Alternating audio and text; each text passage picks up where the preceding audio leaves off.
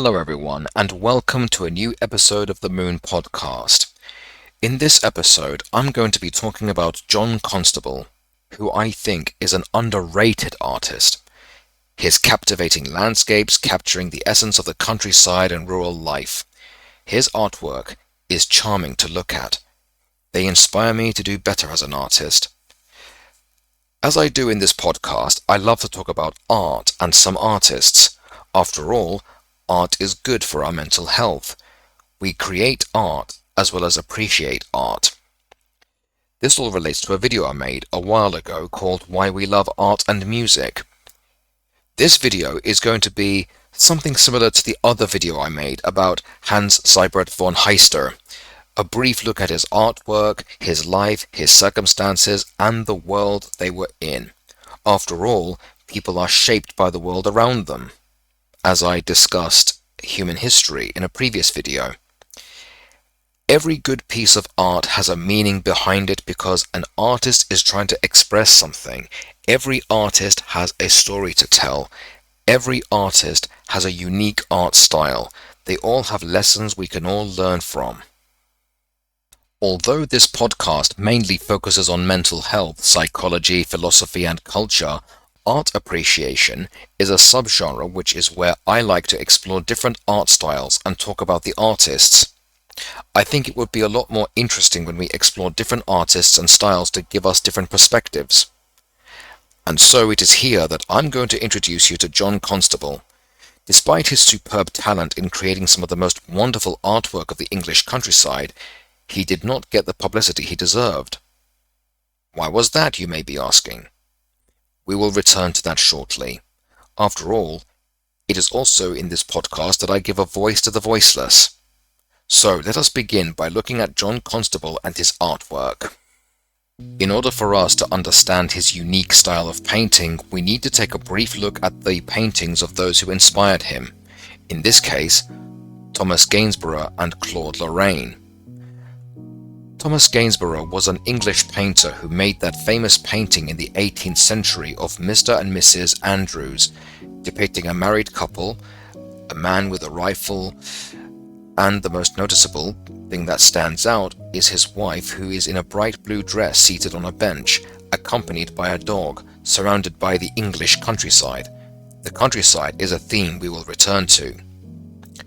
Claude Lorraine, on the other hand, was a French painter, who also painted landscapes in the 17th century, except he preferred to use brighter colors and depict what he saw as mythical grandeur, greater than how they actually looked. One example is Apollo and the Muses on Mount Helicon, where he shows a landscape with characters from ancient Greek myths. Although John Constable loved Claude Lorraine's paintings, he rejected idealism and focused more on realism. To do this, he wanted to show his brush strokes. It gives us a sense of texture, as if the trees and the leaves are something you want to reach out and to touch. Similar to Thomas Gainsborough's style, he wanted to make the English countryside look more poetic. Actually, John Constable was a naturalist. He marveled at the beauty of nature. He wanted to show nature as it was. Why glorify something that is already glorious? One thing that makes Constable's paintings stand out is the weather. In his paintings, the skies are cloudy, which is a realistic sense of the English weather. It's often cloudy in England. It rains a lot too. He also shows an emphasis on light. When we look at the trees in his paintings, we can see the contrast of the dark shadows and the brightly lit leaves from the daylight, all of them beautifully painted with earthly colors. Unlike Claude Lorraine, Constable closely observed rural life and romanticized it. Such as the cornfield he painted in 1826, for example. Here the first things we see are the trees that stand out from the cloudy sky. As our eyes make our way down the painting, we see a herd of sheep along a path, with a farmer ahead of them and a dog behind them. Look a little to the left and we can see a boy drinking water from the river. And in the background we see the yellow cornfield next to another river. And if you look closely at the trees in the distance, you can see a church tower in a village. This only goes to show how much he loved the countryside. Another example is boat building near Flatford Mill, which he painted in the year 1815. Once again, the first thing we see is the contrast of the trees darkened by the cloudy sky, and then we look down and the next thing we see is what the painting is about. People are making boats. The rest of the painting has earthly colors. To add variety and to bring the painting to life, we see a dog lying down. To the right we see a girl flower picking, and to the left, close to the man sitting down working on a boat, we see a cauldron on a fire, cooking a lunch or dinner. Each of his paintings have an element of charm. John Constable had a style of his own. However, his life wasn't all green fields and sunshine. He too had his own struggles. When he wanted to study art, his family was not supportive at first. His father, John Constable, was a corn merchant and mill owner. Those are precisely what John Constable painted, hence the cornfield and the mills in his paintings. It's fitting because John was born in East Bergholt, a village in Suffolk, England, on the 11th of June 1776. The Constable family was prosperous and wealthy. His father regularly made trips to London to sell corn. The village of East Bergholt, where John grew up, was situated along the river Stour. This is the English landscape that influenced his artwork. The countryside, the mills, the river, the beautiful scenery and nature, all these things became central themes in his paintings. So when he wanted to pursue art as a career, his father told him no at first. He wanted John to continue his corn business. Now, traditionally, family businesses were passed on to the oldest son. John had an older brother, who was also named John Constable, but he was disabled and unable to run the business. So therefore, the responsibility of running the family business was imposed upon John. As far as his father was concerned, art was a waste of time and useless. Thus, the pursuit of art and painting was apparently impractical because he believed that painting does not provide a stable income to support a family. His main concern was running a business, as he viewed it as something more profitable. Plus, there were no artists or painters in his family to refer to in order to support him. This caused a lot of tension between him and his father. This must have been disheartening for John. He wanted a career in art, but his father wouldn't support it. With his father not being emotionally warm or supportive of John's art career, this must have deeply hurt John's feelings. Eventually, his younger brother Abram, who agreed to take over the family business, thus releasing John from the business responsibilities. And so, John began his pursuit in art. As the years passed, John received funding for his art in order to study at the Royal Academy schools. At least his mother, Anne Constable, was more supportive by arranging for him to meet art patrons and artists. However, she initially did not believe he could make a living solely from painting landscapes, and so she encouraged him to paint some portraits to have more marketability. This gave John Constable the variety in his artwork to expand his portfolio and demonstrate his skills as a painter, rather than restrict his art into one theme. And so, his career in art began. But there was an obstacle that waited for him. John Constable's paintings were not popular in England. His art was rejected everywhere he went. The reason was mainly because of his style that most people were not familiar with at the time. John Constable was a rebel. He deviated from the conventional norms of his time. Instead of painting ideal scenes or glorious historical scenes that the English art establishment preferred, he focused on ordinary landscapes that was considered low-status subject matter at the time. That's no surprise given how so many people in Britain, even today, viewed the underclass with such discontent. John Constable showing life in rural England as it was. His use of colour was bold in comparison. When we look at his paintings again, we can see the use of the colour white to suggest the flickering of light. Instead of using smooth, invisible brushstrokes, he showed his brushstrokes to make the textures stand out more. His use of colors was more realistic and more natural than ideal. He depicted the mood of the painting that matched the weather as he saw. His paintings were more true to life rather than showing landscapes as all brightly colored and idealistic. He was a naturalist. Through his paintings, he wanted to show the beauty of nature as it was, not how it should be, and so his art was rejected. As a result, he became depressed. What made things worse for Constable was that when his wife Maria died, he was devastated. He never recovered from her loss. He wore black for the rest of his life. The pain he felt impacted his art style. When we look at the painting of Hadley Castle, which he painted in 1829, we can see the use of darker colors and the sense of gloominess.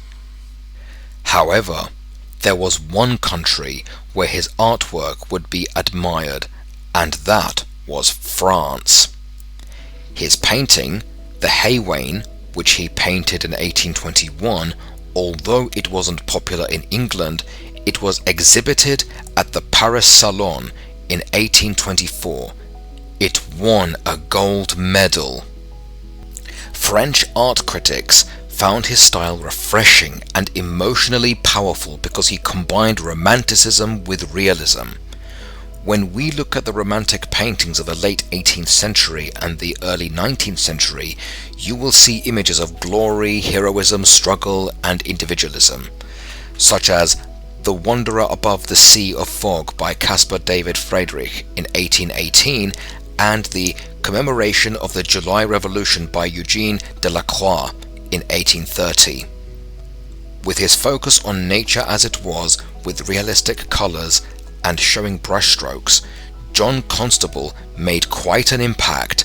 He transformed an entire genre, and that is a huge achievement. He inspired the French Barbizon school, which began the impressionist movement, which had a direct approach to painting nature. In fact, he would inspire one painting in particular, Claude Monet, the famous French impressionist painter. I talked about him in one of my previous videos about why we love art and music and impressionism. However, it wasn't only Constable's style of painting that got him rejected. It was classism. There is a deep-rooted classism in Britain, an ongoing disdain and hatred for the working class and the poor and for working life. In order for us to understand why the French embraced Constable's art and the English rejected him, we need to take a look at the cultural differences in attitudes they had towards farm life in the late 18th century and early 19th century. The Brits, in general, especially the wealthy, despise the poor and view them as unimportant and low in status. But France has a different attitude. For example, they had a stronger sense of community, while the English tend to be more individualistic. In France, there were small landowners who worked on their farms, which gave them some degree of autonomy. On the other hand, many English workers were tenants for large landowners. In France, peasantry was viewed as part of a national identity. Meanwhile, the English despised the rural poor and marginalized them. Culturally, even though France was a republic after the French Revolution in 1792, the French were strict Catholics, hence their collective attitude. By contrast, the British lived under a monarchy, but they were not as religious as the French. The British tended to be more secular in attitudes. For example, in England, people were legally obligated to go to church at least twice a year until 1791. The French tend to protect their farmers as a way to preserve their traditions. But the British didn't care about their farmers. They were more concerned about modernization and urbanization, thus they did not care about their traditional life, which is why it faded. All this urbanization was caused by the Industrial Revolution, from the 1760s all the way to the 1830s. England went from an agrarian society of close-knit communities to disintegrated, smaller communities that worked in factories. All these big events took place during John Constable's lifetime. There were huge changes taking place. This is why John Constable's art was embraced in France. His artwork matched the ideals of the French at the time. In other words, farmers were celebrated because they were viewed as the backbone of a nation. After all, who grow the food the people need in order for them to cook their delicious meals? This goes back to what I talked about in a previous video about the journey of the broccoli. The French love their food. They value their cuisine. Meanwhile, the British just don't care about their food whatsoever. The Brits hate the poor and the French didn't.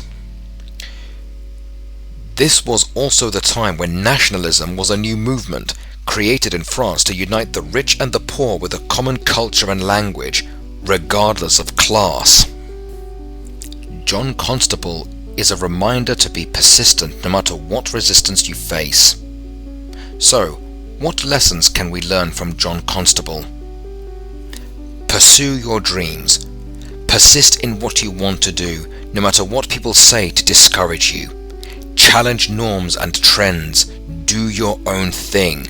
Embrace your fate. Find people who support you. Find the right people for your work. Seek the right audience. Eventually, your voice will resonate with the right people. Even if you never find the right audience for your work, do your thing. Your art is your work, your voice. You only have one life, and every person has a gift.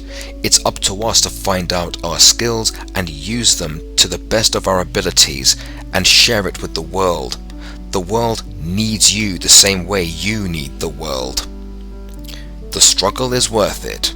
Keep going.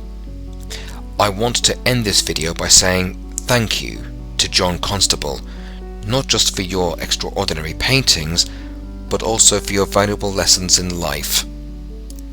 And so I'd like to thank you all for listening to this podcast. Take good care of yourselves.